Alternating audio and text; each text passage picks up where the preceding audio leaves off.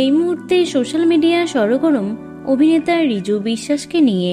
বিতর্কের সূত্রপাত হয় বৃষ্টি মণ্ডল নামক এক তরুণীর পোস্টকে কেন্দ্র করে।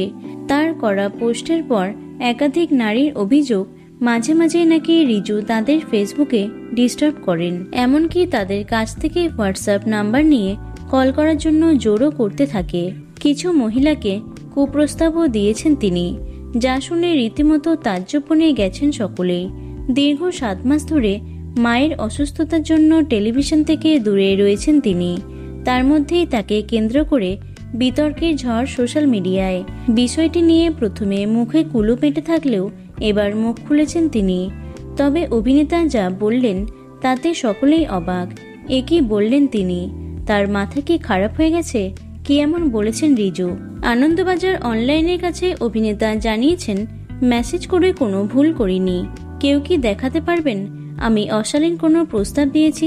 ফেসবুকে একজন অন্যজনকে মেসেজ করতে পারে না। অভিনেতা আরও বলেন, এই বিতর্কের পর আমার বন্ধুরা অনেকেই পরামর্শ দিয়েছিলেন প্রোফাইল হ্যাক হয়েছে বলে বিষয়টি এড়িয়ে যেতে, কিন্তু মিথ্যা কথা বলতে একেবারেই পছন্দ করি না।